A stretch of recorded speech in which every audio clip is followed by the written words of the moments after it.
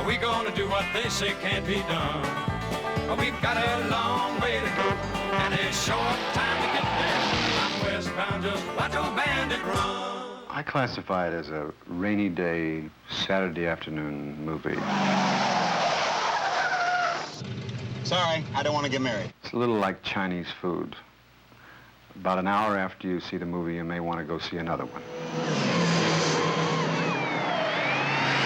It makes you feel good, you know? It's a little like sex.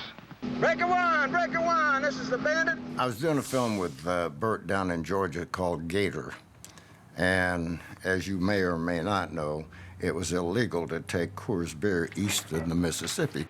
You know, trucking Coors beer east of Texas is bootlegging. Driver captain put some on beer on the truck here in L.A., took it down there, got down there, and he said, hey, I got some Coors, and I'll drop a couple in your apartment.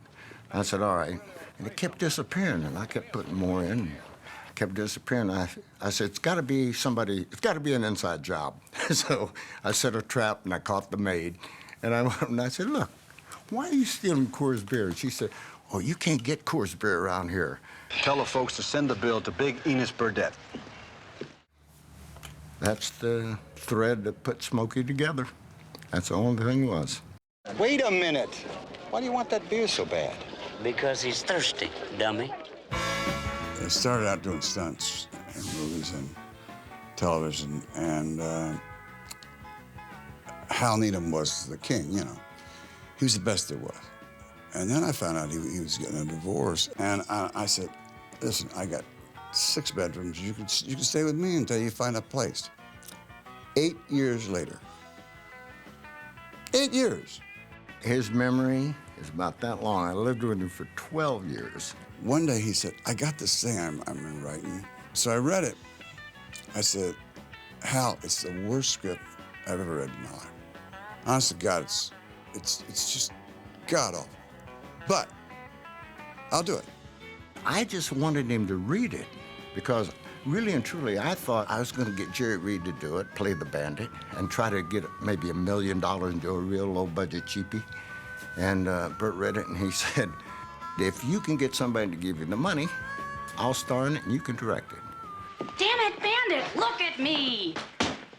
I find it hard to look at you, Wynette. Very hard, especially when you've got those things in your hair. Makes me think you're listening to a radio station in Savannah. I think that Burt could be a very great comedian. He's got a quality that is very important to comedy. He can look at you and say something, and then he gives you the attitude that he's saying, who, me?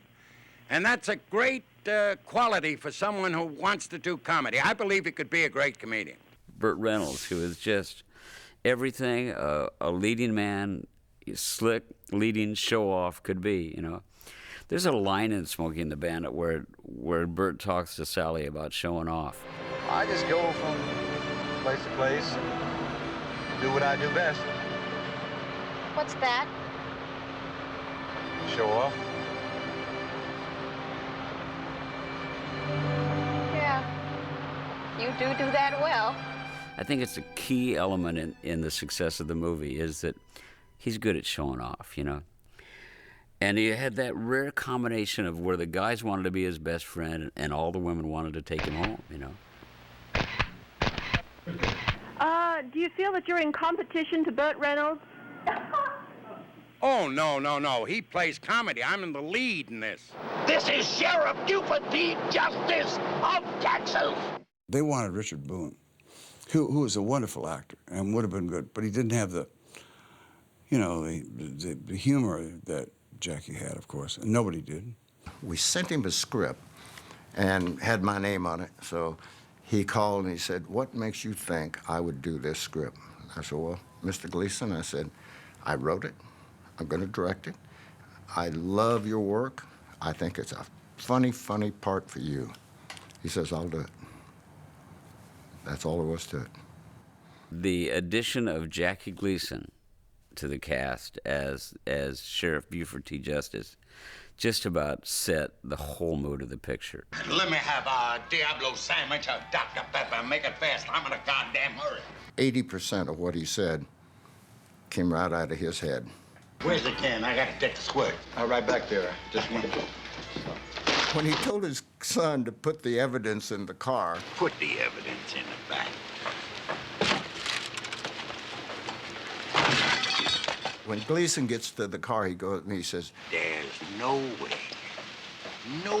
way that you could come from my loins. Soon as I get home, the first thing I'm gonna do is punch your mama in the mouth. that's all he is. That's all he is. Well, I was just wondering what you based your character on. Do you know any police officers like that man? You're not going to get me to say I know any police officers like that. Whoops. He said, your dad's a cop, ain't he? And I said, my dad is so cop, he's, you know, he bleeds cop, you know. And all my life, he said, some bitch. And I told Jackie, and Jackie said, did he say some bitch? I said, yeah, he always says some bitch. He don't say son of a bitch. And I said, no, he says some bitch. And so Jackie said some bitch in the picture. Where are you, you some bitch? And it became like part of the Southern lexicon. I mean, now you hear some bitch all the time. You some bitch. Don't you cuss on this here radio. I apologize to all the friendly folk who are listening. Well, what are we going to do when we get home? Go to bed. For a week. Good idea. And sleep. Want a bed? They were going through all kinds of casting things. And I said, I want Sally Field. And they said, Sally Field in Sexy. I said, really? Nice ass. Thanks a lot. Thanks a lot. Talent is sexy. Her talent, she's so talented, makes her sexy, you know? Oh, cowboys love fat calves. They're not fat. They're bigger than mine. Do we really want to talk about legs? Well, one of us does. She was afraid of it, you know? She said, there's no script here. I said, yeah, I know. I said, we just, you know, wing it. And I said, well, I'm not from that school, improv. I said, trust me. Those famous words. Trust me. Does this thing move? Oh, yeah.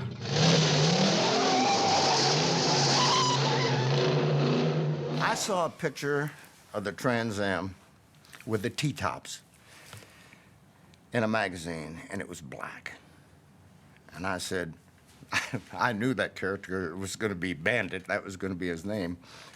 And I thought, boy, that's a slick, sexy-looking car. And nobody had seen that car. Nobody had seen the Trans Am. Well, God almighty, would you look at that? Beautiful, huh? Honey, hush. And because it was such a big engine and small frame and light and everything, I got in that thing and it was, you know, you got a nosebleed. I mean, whew, it was so much fun. So I called Pontiac and made a deal with them. They gave me 3 Trans Ams and 2 Bonnevilles for the sheriff. Believe me, when we got through, we were stealing parts off of this and this and this to make the last one run. I mean, we just barely got through. The jump across the bridge.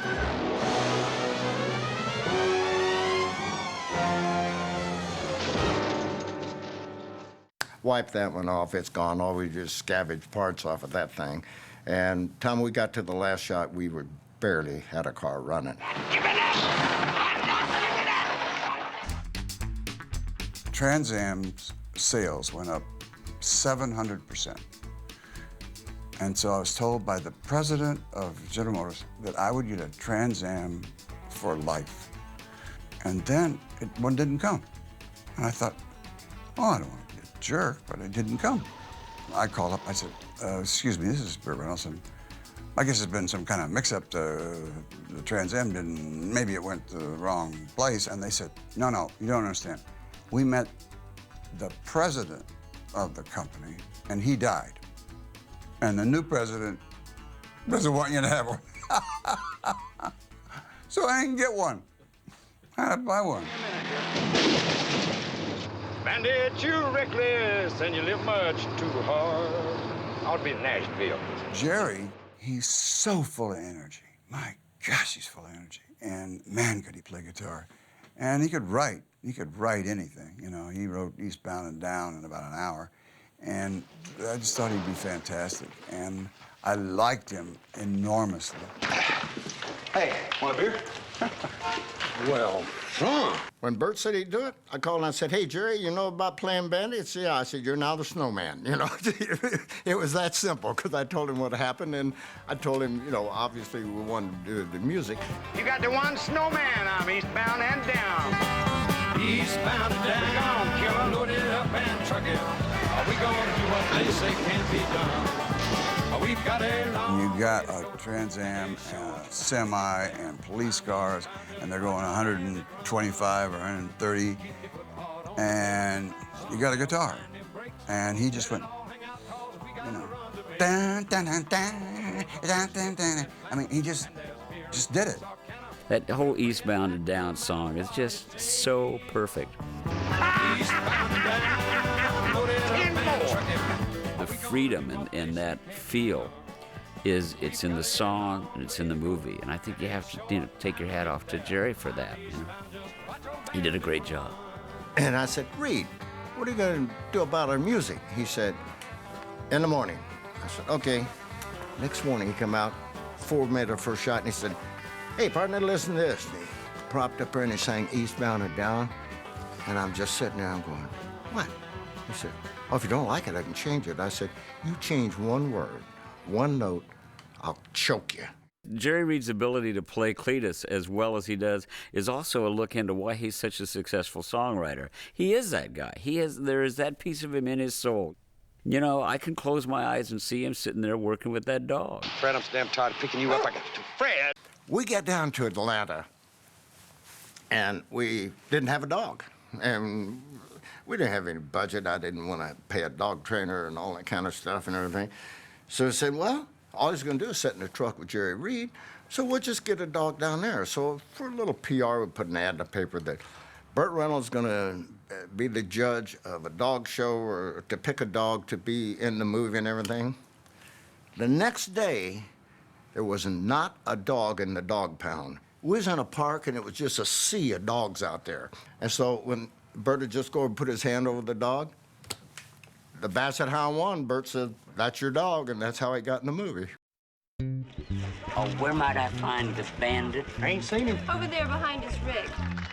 Any guy that would paint his truck like this would go to a minister's funeral dressed in feathers. I've gotten to the point where I've accepted that no matter what's happened in my life, I'll probably be remembered for two things: writing the Love Boat theme and playing Little Enos and Smokey and the Bandit. Cletus, get the money. Yeah, how about the money? How about double or nothing? How about forgetting it? Oh, wait a minute. What about double or nothing? You run up to Boston and bring back some clam chowder for me and my daddy? You're on. You're on. During the 70s, Bert was a regular guest on The Tonight Show, and so was I. So I think we probably ran into each other the first time on The Tonight Show. And Pat McCormick was a regular writer for one of the head writers for The Tonight Show, all 6'5" of him, and with me 5'2". I think there's a pretty good chance that Bert saw the two of us hovering over the craft service table, and you know, Pat hovering over it, and me, reaching up, feeling around for some celery or something. We wanted a look that was so funny. I mean, you just looked at him and laughed. All right, show him the cash. Go ahead, little. Shit. I remember the first shot that I had my cowboy hat down, and I was in the hammock. And they said, okay, roll him. And I lifted the hat up, and it was the most visceral laugh I've ever had, the most real laugh. Oh, I love your suits. It must be a bitch getting a size 68 extra fat and a 12 dwarf. God. Thanks, Bert. You know, I know there were a lot of short actors you could have called. I'm really glad you called me. I'd like to kick his ass just once. Well, I was directed by the best stuntman in the world. It was his first picture that he ever directed. And I used to be a stuntman. So we were trying to out-macho each other, because I would try to do as many as I could, and we would be fighting over it. In the meantime, Alan Gibbs would jump over a bridge and make lots of money. I wanted to do things I could do quick, and I wanted to do things that I thought were exciting, all right? And I'll give you an example. There's one scene in there where this police car goes out and jumps off a ramp and hits in the back of a flatbed truck. First time he came up, he hit, just rolled on over the other side, down the hill, up on the wheels. He just stuffed it in gear and went back to his start position. He said, "Okay, Hal, ready for take two." And so we did take two, and we got it. Son! You reckon you let me off at the next exit? It was all planned. And I mean, the only thing in there that wasn't planned was Gleason and his son are chasing the Bandit, and they passed Jerry Reed in the truck. And he was going to pull in, and he pulled in a little bit too quick. And the front of the truck hit the back of the car, and he was pushing him sideways about 50 miles an hour like this. I mean, it is the most amazing shot you've ever seen. The stuntman doubling the guy, he said, "Man, Hal," he said, "do you know how big the grill of a truck is when it's sitting right there?" What we're dealing with here is a complete lack of respect for the law. We built a ramp from to go into this baseball field, but we brought them over the fence way out in center field, you know, hell, 100 yards from the dugout and things. One thing, me and all of the stunt guys I had with me had not thought of, we were going to land on grass. Just like being on ice. The kids on the field were okay. They were getting out of the way. But as I start getting closer to that dugout, I'm going, oh my God. The kids all said, "Can we do it again? Can we do it again?" And the mothers were saying, "Boy, that sure was close. I didn't realize y'all did it that close." And we went, "Yeah, well, we like to keep it, you know, pretty close." And thank God the fathers weren't there. Otherwise, we'd all got the hell beat out of us. Burt has a love affair with the audience. I mean, people like Burt Reynolds, all right? The audience likes Burt Reynolds. I pulled in behind the John, and the cop went by, and I pulled ahead a little bit more. I told him ahead time, I said, "You start easing forward, and I'll tell you when to stop. And when I tell you to stop, you can be right across from the camera, then just look at it and smile and drive out." Right in the lens went, and then drove off. And everybody laughed. The crew laughed, everybody laughed. And I backed up because I figured we're going to do another one. And Hal said, "That's it." And I went, "Boy, you got some cojones, man. I mean, that's breaking the fourth wall, you know." He went, and Hal, you got to know Hal. The what? He didn't know from the fourth wall. Matter of fact, I don't think Burt wanted to do it, but he did. And I thought it worked like a charm. I mean, you know what he's doing? He's saying, "Look at all the fun we're having," you know? Up. I just gonna slide right. Oh, you got my hair. All right. Slide right in Ooh, it. I don't know. Wait. I got it. Wait. I got it. Wait. No. Wait a minute. It was a hot movie, and for very little money. I was in New York with Sally when the picture opened, and they were going to only open the movie in the South. It went right through the roof. Now they take the PR of what a great movie it is and how much fun it is and everything, send it to New York, and it becomes a major hit in New York and San Francisco and Philadelphia, all over the country. It's a piece of Americana, and I'm really proud to have been a part of it. It's become a classic. I don't give a damn what anybody says. It's become a classic. Billy Bob Thornton said, "You know, down south, we consider Smokey and the Bandit a documentary." Bye-bye. No hard feelings, Junior! I'm not giving up. I'm not giving up. Eastbound and down, loaded up and trucking.